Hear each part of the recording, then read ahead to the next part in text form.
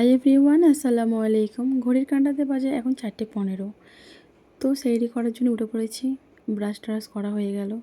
বেশি কিছু খাবো না, একটাই খেজুর খাবো। চলে গিয়েছিলাম ফ্রিজে খেজুর আনতে।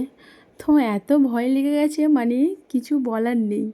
খেজুরটা কোনো রকমে আমি হাতে নিয়েছি, গেটটা বন্ধ করেছি, ফ্রিজের গেটটা বন্ধ করেছি। ওখান থেকে মারটান দৌড় একদম রুমে, একেবারে রুমেই, মানে রুমে এসে তবে আমি নিঃশ্বাসটা ফেলেছি, এতই ভয় লাগছিলো আমার। কোনো রকম গেটটা বন্ধ করে এদিকে ওয়েট করছিলাম নামাজের জন্য। আজানটা হলেই নামাজ পড়ে নিয়ে শুয়ে পড়বো।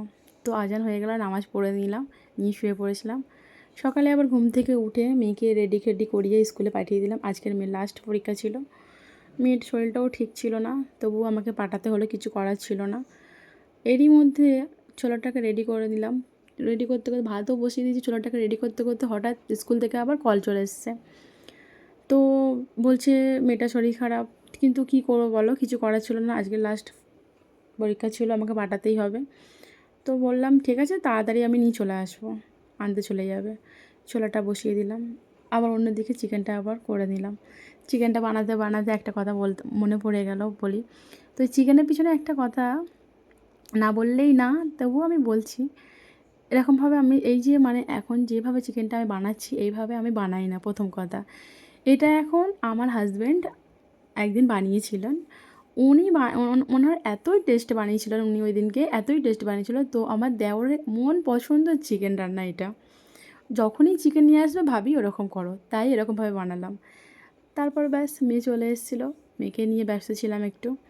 অনেক শরীর খারাপ, অনেক শরীর খারাপ, জ্বরও এসে গেছিলো। ওকে বললাম বাবু তুমি শুয়ে রেস্ট করো, আমি ডক্টরের কাছে কল করছি, করে দেখছি কি হয় না হয়, ডক্টর বসবে কি না। তো ডক্টরের কাছে কল করলাম, তার মধ্যে আবার ইফতারের টাইমও হয়ে গিয়েছিলো। ইফতারটা ভাবলাম সেরে নিই। ডক্টর এদিকে টাইমও দিয়েছে 6টা থেকে 9টার মধ্যে আমাকে যেতে হবে। তো ব্যাস আমি আমার দেওর মেয়েকে নিয়ে বেরিয়ে গেলাম ডক্টরের কাছে। এসে মেয়ের মুখের দিকে তো তাকানোই যাচ্ছে না, একদম মুখটা একদম ছোট্ট একটুকুনি হয়ে গেছে। কোনো রকমের ওখানে ডক্টর দেখিয়ে আবার বেরিয়ে এলাম।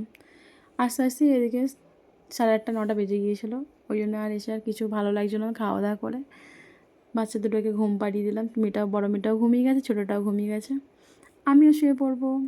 তো ভিডিওটা কেমন লাগলো জানিও। আল্লাহ হাফিজ।